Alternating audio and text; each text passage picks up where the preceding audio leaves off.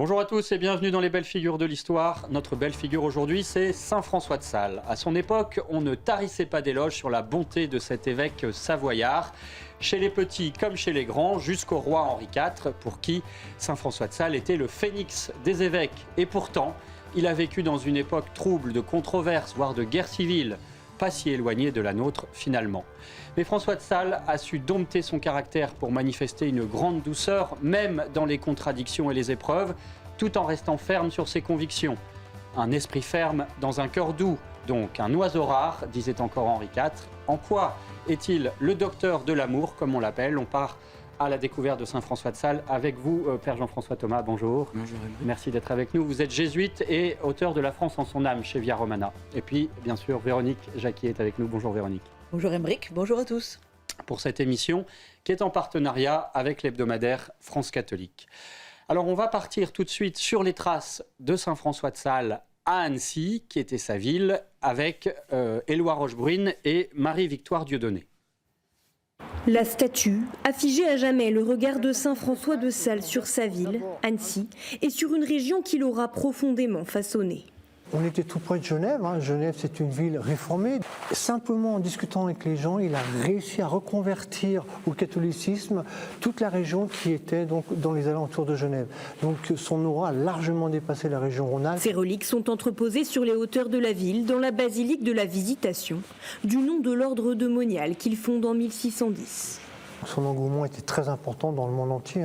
Ici, on a la chance d'avoir le couvent-mère, mais il y a répartis dans le monde entier encore 150 ordres de la Visitation. C'est vraiment un lieu de pèlerinage très important. Et à cette occasion est venu donc le pape Jean-Paul II en 1986 pour le souvenir de la vie et de l'œuvre de Saint François de Sales. Missionnaire, évêque, mais aussi docteur de l'Église, Saint François de Sales est représenté une plume à la main, un livre dans l'autre, Introduction à la vie dévote, considéré comme un chef-d'œuvre littéraire et spirituel.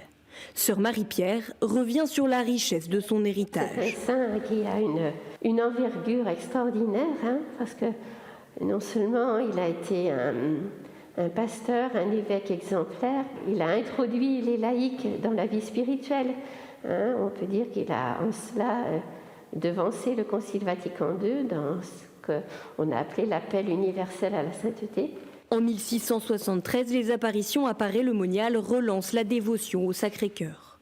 Le pape François présentait le docteur de l'amour comme le prophète de cette dévotion 40 ans plus tôt. Alors Père Jean-François Thomas, une brève réaction avant de rentrer dans le détail de la vie de Saint François de Sales. Cet appel à la sainteté possible pour tous, c'est vraiment au cœur du message de cet évêque d'Annecy? C'est en effet le cœur. Alors il y a plusieurs aspects évidemment au cœur de son message, mais ce n'est pas une invention de Saint François de Sales. C'est l'appel à la sainteté déjà de notre Seigneur Jésus-Christ, donc pour toutes les catégories de personnes. En tout cas, il a montré une voie qui pouvait effectivement apparaître comme plus facile. Alors, commençons donc par son itinéraire avec vous, Véronique. Saint François de Sales, au départ, c'est un gentilhomme, un jeune garçon qui veut devenir prêtre contre l'avis justement de sa famille aristocrate. Oui, parce que Saint François de Sales, ce n'est pas n'importe qui. C'est le fils de Monsieur de Boisy, marquis de Sales, propriétaire du château de Sales, qui est un château qui a aujourd'hui disparu, mais qui est situé sur la commune de Thorans-l'Églières, à une vingtaine de kilomètres d'Annecy. Et à l'époque, le duché de Savoie, ce n'est pas la France. Alors François naît en 1567 dans une pieuse famille catholique et donc savoyarde. Et c'est aussi un enfant très pieux. Il aime imiter le prêtre qui célèbre la messe. Il s'est lui-même fabriqué un petit autel. Dès l'âge de 11 ans d'ailleurs, il veut être prêtre. Alors il passe d'abord 6 ans à Paris, où il étudie la théologie lorsqu'il est jeune homme. Et il termine ses études à l'université de Padoue, en Italie. Lorsqu'il revient au château familial à 25 ans, c'est un jeune seigneur accompli. Son père a évidemment de grandes ambitions pour lui, surtout que c'est le fils aîné. Son père d'ailleurs l'envoie au Sénat de Savoie pour devenir avocat, parce que François de Sales a aussi étudié le droit, mais lui, il veut toujours être prêtre, et il est attentif au signe du destin, parce qu'il se dit comment me libérer de l'emprise de mon père. Alors un jour, en revenant de Chambéry sur la route d'Annecy, il fait 3 fois de suite une chute de cheval dans la forêt de Sonnaz, et chaque fois l'épée forme très précisément une croix avec son fourreau. Pour lui, c'est la confirmation qu'il faut renoncer aux honneurs de la noblesse et aussi aux honneurs d'une carrière. Et il informe son père de son choix, c'est-à-dire d'entrer dans la vie ecclésiastique. Ce dernier essaie encore de l'en dissuader en tentant de lui imposer une future épouse, mais François reste ferme dans ses positions. Et il va devenir prêtre à 26 ans en 1593. Alors, Père Thomas, quel est le contexte de l'époque ? C'est un contexte qui est bien compliqué et c'est un contexte de violence, puisqu'on est encore au cœur des guerres civiles qui ont à la fois une origine politique et religieuse, donc opposant le camp protestant au camp catholique. Mais c'est aussi une époque déjà de renouveau, parce que Saint François de Sales naît quelques années après la clôture du très long Concile de Trente, qui avait voulu être une renaissance dans l'Église catholique. Donc c'est aussi la mise en œuvre de ces réformes au sein de l'Église catholique. Il n'empêche que toute l'Europe est secouée par la division entre les catholiques et les protestants. Même lorsque la paix reviendra, à partir du moment où un prince a fait le choix du protestantisme, le peuple doit être protestant, et inversement si le prince est catholique. Donc les tensions sont là, et Saint François de Sales sera vraiment une des voies, pas la seule, mais d'un dialogue entre les protestants et les catholiques, et aussi d'une reconquête, dans le bon sens du terme, des territoires qui avaient été protestantisés pour la foi catholique. Alors on va voir justement avec Véronique dans un instant comment est-ce qu'il a réussi cet exploit. Auparavant, il y a un épisode très marquant de sa jeunesse. Justement, il est très impressionné par ses déchirures au point de se demander si il va être sauvé, si le salut de son âme est assuré, et douter justement et comment est-ce qu'il a retrouvé confiance en Dieu et comment est-ce que ça marquera tout son itinéraire. C'est vrai qu'il a été marqué comme tout un chacun à l'époque par cette question de la prédestination, donc de savoir si on était sauvé par ses actions ou bien simplement par choix de Dieu, qui marque profondément le protestantisme et encore plus le calvinisme qui sera le protestantisme face auquel il se trouvera. Il va avoir du mal à s'en défaire. Il a une crise spirituelle qui dure pendant plusieurs semaines, même peut-être pendant plusieurs mois. Mais sur son chemin, il va rencontrer des hommes sages. Déjà à Paris, quand il avait 16 ans, il avait entendu un cours sur le Cantique des Cantiques, qui sera d'ailleurs à l'origine de son traité de l'amour de Dieu. Donc ça l'avait tout de même beaucoup nourri. Et puis ensuite, quand il sera à Padoue, donc juste après cette petite crise, mais qui n'était pas totalement terminée, il avait comme père spirituel un jésuite qui l'a remis sur les rails dans ce domaine et qui l'a apaisé, parce que son époque, l'époque de Saint François de Sales, ce sera aussi l'époque de Saint Claude la Colombière, par exemple. Donc cette découverte, ou cette redécouverte de l'amour de Dieu qui est sans limite et dont la miséricorde dépasse ô combien la justice. Et puis il y a cette fameuse découverte, illumination peut-être devant une statue de la Vierge qui existe toujours. Notre-Dame de la Délivrance. Voilà, et cette prière à Saint Bernard, de Saint Bernard, souvenez-vous qu'on n'a jamais eu recours à la Sainte Vierge sans avoir été exaucé, et qui va quelque sorte calmer ses angoisses. Oui, mais c'est une étape parmi d'autres en fait, parce qu'il y a tout un ensemble, et c'est aussi l'influence de certaines personnes, de certains pères spirituels, de certains directeurs de conscience qui vont le faire sortir de l'ornière. Alors, peut-être un mot sur sa personnalité, parce que déjà, physiquement, il est grand, il est imposant, mais il est aussi très vif, voire colérique. Et lorsqu'on a exhumé sa dépouille, on s'est rendu compte que son foie était composé de calculs, tellement il avait réprimé la colère qu'il avait en lui. Ça veut dire que vraiment, sa sainteté a consisté en, justement, le fait de dompter son caractère ? Il est fameux, en effet, on le connaît pour avoir été d'un tempérament très entier. Alors, ce qu'on appelle un tempérament colérique, ça ne veut pas dire qu'il hurlait toute la journée avant d'être vraiment converti. Mais quoi qu'il en soit, c'est un homme passionné. Et même ensuite, quand il s'est converti, il écrit notamment une poésie où il parle de son amour pour Dieu, mais il dit que l'amour va avec la fureur, parce que c'est toujours entier. Il se donne totalement. C'est la passion. C'est la passion. Et c'est ce qui lui permettra justement d'être un pasteur zélé et pas un pasteur mou. Parce qu'il aurait pu, en effet, baisser les bras et se dire, bien, laissons les choses aller telles qu'elles sont. Non, une fois qu'il s'est donné totalement à l'amour de Dieu, qu'il est convaincu que cet amour existe et qu'il n'est pas damné malgré tous les efforts qu'il peut faire, à ce moment-là, sa colère va se transformer en une fermeté doctrinale, mais qui va toujours avec la douceur et une certaine tendresse dans la façon dont il l'annonce aux autres. C'était un doux, mais pas un mou, hein. Effectivement, oui. Ça, il faut bien le retenir. Alors, Véronique, justement, voyons comment est-ce qu'il a mis au service de l'évangélisation de sa région, qu'on appelle le Chablais, c'est au sud du lac de Genève, pour justement convertir les protestants qui dominent dans cette région. Alors, la crise religieuse que vous avez évoquée se produit quand il est étudiant, quand il fait des études à Paris. Donc, ensuite, on l'a vu, il devient prêtre. Son évêque remarque tout de suite que c'est une âme d'élite et donc il va lui confier une mission périlleuse, réévangéliser le Chablais, cette partie donc de la Haute-Savoie d'aujourd'hui qui longe le lac de Genève, le lac Léman.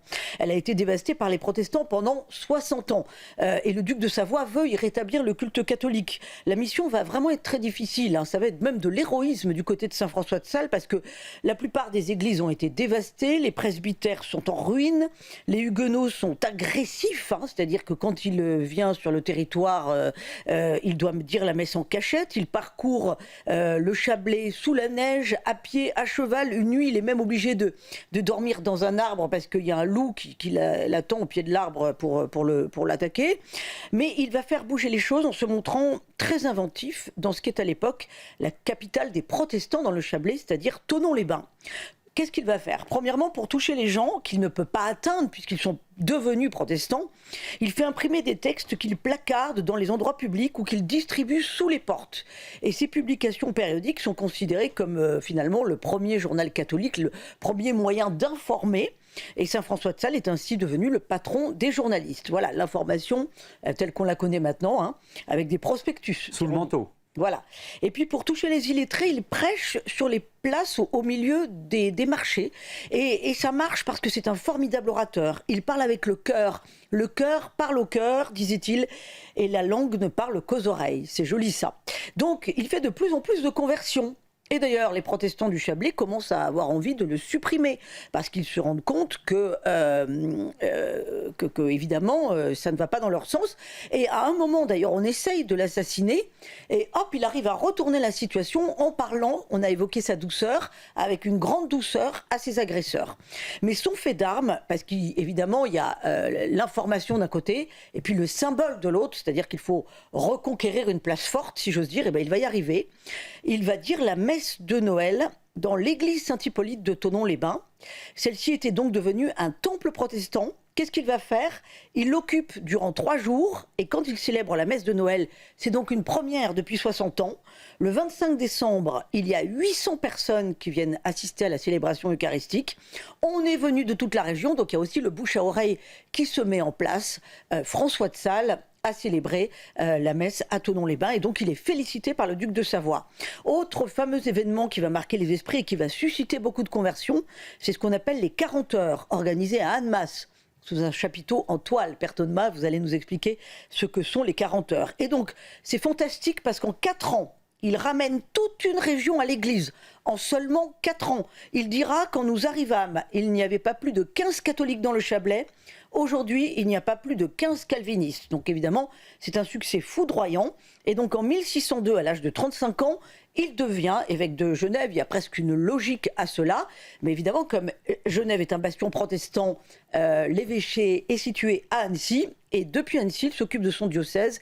Et là, c'est vraiment un saint homme parce qu'il va visiter tous les villages de son diocèse. Il rétablit les règles dans les monastères. Il met en place la formation du clergé et le catéchisme aussi. C'est vraiment un père pour toutes ses ouailles. Merci beaucoup Véronique. C'est assez édifiant, Père Thomas, ce qui peut-être constitue un fil rouge de Saint François de Sales, de son action, que ce soit l'évangélisation du Chablais, que ce soit lorsqu'il devient évêque, c'est que c'est un homme de terrain. Il va au contact, il n'a pas peur d'aller rencontrer ses ouailles ou au contraire ceux qui lui sont hostiles, les protestants de l'époque. Et ça, c'est très caractéristique aussi de ce pasteur zélé. C'est la tâche d'un évêque, en fait, d'être sur le terrain. Et il a pris comme modèle un évêque qui est encore quasi contemporain, qui est mort, mais bon, qui a beaucoup marqué toute la région, qui est Saint Charles Borromée, qui était l'archevêque de Milan, et qui a procédé de la même façon, qui est passé, et dans son diocèse, il y avait des vallées qui étaient quasiment inaccessibles, mais Saint Charles de Borromée, il a passé son temps à dos de mule pour visiter ses paroisses. Et puis Saint François de Sales, il a su également utiliser les forces vives de l'époque, donc les nouveaux ordres religieux. Il y a eu une très grande collaboration, notamment avec les jésuites, mais pas uniquement, pour être sur le terrain et pour réévangéliser sur le terrain en prêchant des missions, et afin que les missionnaires, que ces religieux passent du temps au contact de la population. Le duc de Savoie, lui, il était partisan de la manière forte pour ramener les protestants dans le giron catholique. Saint François de Sales a toujours tenu son bras en lui disant non, ce n'est pas la bonne méthode. La bonne méthode, c'est dans l'annonce de la parole de Dieu et dans la charité, dans la vérité évidemment, mais dans la charité. Tenir les deux bouts de la chaîne, et de fait, Véronique nous l'a montré, ça a été très efficace. Alors on est obligé d'avancer, mais Véronique, François de Sales, ce n'est pas que un pasteur, c'est aussi un directeur de conscience et qui va être à l'origine d'un véritable renouveau dans l'Église en France. Oui, d'abord, il sait rendre accessible finalement la matière spirituelle de l'Église, l'enseignement de l'Église, et il va donc composer divers ouvrages de spiritualité. On l'a vu dans le reportage, notamment la célèbre introduction à la vie dévote, qui a vraiment été le best-seller de son temps. Ça avait un succès fou, c'était le livre que lisaient tous les chrétiens de l'époque. Et c'est aussi un très bon directeur de conscience. Il passe de nombreuses heures à confesser. Il aime diriger les âmes. Et notamment parmi ces dirigés, il va y avoir la baronne Jeanne de Chantal, une grande dame de la société du XVIIe siècle, veuve à 28 ans avec 4 enfants. Elle se sent appelée par Dieu. François va lui confier la création d'une nouvelle congrégation, l'ordre de la Visitation, un ordre voué aux pauvres et aux malades, mais qui accepte les femmes âgées. Pourquoi la Visitation ? Parce qu'elles avaient le droit de sortir de leur couvent. Il n'y avait pas de clôture. Elles allaient visiter au sens propre les gens à domicile, et ça va être un succès immédiat. À la disparition de Jeanne de Chantal en 1641, 87 monastères. On appelle donc ces religieuses désormais les visitandines. Elles existent toujours. Et usé par sa charge, François de Sales, il va être frappé d'apoplexie à Lyon le 27 décembre 1622. Il meurt le lendemain, donc le 28 décembre, à seulement 55 ans. Pour respecter ses dernières volontés, son corps est ramené à Annecy pour reposer dans l'église de la Visitation, devenue basilique, où il se trouve toujours, nous l'avons vu dans le reportage. Il faut savoir qu'il était tellement connu à son époque qu'il est proclamé saint 43 ans seulement après son décès, et qu'il y a de nombreux miracles qui sont liés à son intercession. Et sa devise pour une spiritualité accessible à tous, on en a parlé, c'était tout faire par amour et rien par force. Merci beaucoup Véronique. Alors il faut préciser que effectivement la volonté de saint François de Sales était d'avoir des religieuses non cloîtrées, mais qu'il y a été en quelque sorte contraint par la suite, et aujourd'hui encore ces religieuses donc, sont derrière un cloître. Père Jean-François Thomas, malheureusement c'est un immense personnage saint François de Sales, il nous manque du temps pour en faire le tour, mais quel est le cœur de son message pour aujourd'hui selon vous ? Le fait qu'il est vraiment mis à la portée de tous, quel que soit l'état de vie, le message de l'Évangile, et qu'il ait montré que, quelle que soit la charge que l'on occupe, on peut participer à la gloire de Dieu. Donc qu'on soit prince ou qu'on soit paysan, cela importe peu, qu'on soit religieux ou qu'on ne soit pas totalement consacré à Dieu, il n'empêche que le but est le même, et c'est ce que l'on voit dans l'introduction à la vie dévote et aussi dans le traité de l'amour de Dieu. L'introduction à la vie dévote, c'est très intéressant parce qu'il l'a composé à la demande de son directeur spirituel qui était le père Jérôme Fournier, je crois que c'était un jésuite, et c'était lors de sa préparation à l'épiscopat. Donc là, il y a déjà tout un programme épiscopal qui se met en place, et ce sera en fait la tâche du reste de sa vie. Et tout orienté bien sûr par l'amour de Dieu, hein. C'est le titre de son traité. Alors justement, Véronique, quelques livres pour mieux découvrir saint François de Sales ? On peut se plonger dans l'introduction à la vie dévote, paru donc en 1609, mais qui est toujours publié aux éditions du Cerf. Il y a aussi François de Sales, l'équilibre surnaturel, extrait de lettres choisies par un moine chartreux et un moine bénédictin. Ça, c'est aux éditions Emmanuel Vitte et ça se trouve encore d'occasion. C'est un très joli livre. Il y a François de Sales, le gentilhomme de Dieu de Patrick de Méline aux éditions Omnibus. Et puis, je vous recommande aussi Le secret de la sérénité, la confiance en Dieu avec Saint François de Sales, par le père Joël Guibert, et c'est publié chez Artege. Évidemment, il y a de très très nombreux ouvrages, on ne peut pas tous les citer. On n'oublie pas France catholique qui fait sa une cette semaine sur les trésors du Saint-Sépulcre à Jérusalem, un magnifique exemple d'art sacré.